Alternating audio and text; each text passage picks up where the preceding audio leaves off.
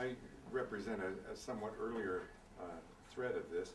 I grew up in Massachusetts learning folk songs from my grandparents and my mother, and thinking that everybody in the world sang songs. I mean, they weren't just folk songs, they were sea songs, mainly sea songs, they were gay nighting songs and everything. And my three cousins and I sang all the time, and we had to move out of the valley we lived in because they turned it into a reservoir, and so moving out was imperative. And, we moved to Springfield, and there we tried to sing outside at the playground, on the playground, and got into a fight almost every day because of singing. Because the boys in Springfield, about 30 miles away from where we grew up, boys didn't sing. And so we were proclaiming that we were something that we weren't. We were trying to show off. We were trying to do all kinds of things. And we suddenly realized that everything that we knew, that we thought was everyday songs, nobody else knew.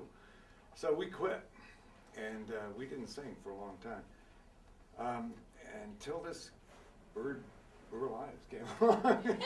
And then somebody said, that's what we should be singing. We should be singing Burr Lives songs. So we all learned Burr Lives songs and all the stuff from records instead of we had this rich repertoire from our parents and grandparents, but we'd never used it because nobody liked that kind of stuff anymore, and we sang Burr Lives songs. And all the way through school, I sang Burr Lives songs, and I even came out west and sang Burr Lives songs. And finally, there were a few more people, Harry Belafonte and others. But in 1965 or 64, I can't remember which, Miko and I moved from Oregon to Salt Lake City to take a job at the University of Utah. And we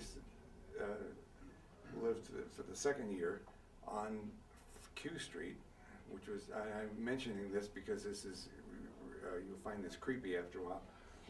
We all lived within a couple of blocks of each other.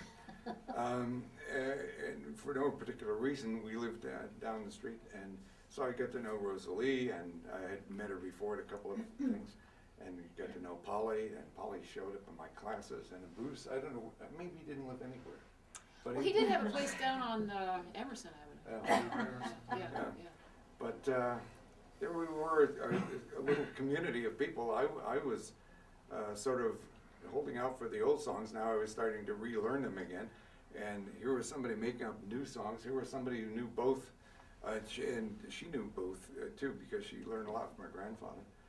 And we had a merry time. And I realized the difference between regional folk singing and national folk singing when Joan Baez came to town. You probably remember this, and she showed up. Yeah, that's right. Yeah, and she came to the door, and Rosalie answered the door, and Joan Baez looked down and said something like, "What? I wouldn't wear shoes like that," or something.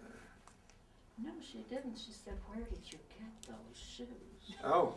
And I said, I got them at the Chuck Garden in Salt Lake City, and she didn't believe me. So anyway, the only thing I want to say is that there are several schools of folklore, but the one here in Salt Lake that was the real, might say, it was really germane to the folklore group, folk song group, was Rosalie's house, because every year, among other things, every year at Christmas time she had a party, and people came by and could decorate the tree. There'd be a great pile of stuff there, and you could pick what you wanted and make your own decorations. I remember one time somebody decorated the tree with two balls that blinked off and on, and a brass rod of some sort with a thing at the end. That would be Gino Sky. Okay.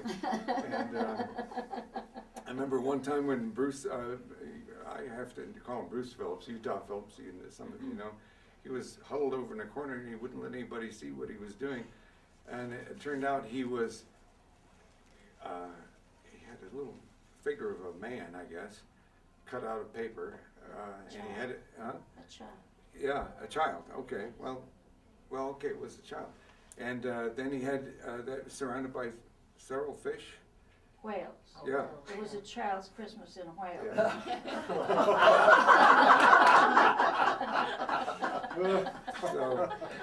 So we had, it was more than singing, it was a proto group that we experienced together, and Hal was in that, and just about everybody. But it was one of the most fetching times in my life, because I could see all sorts of folklore, from the stuff that was being made up to the stuff that was being passed on, and she was right at the middle of it. So. That's true. Thanks, Barry.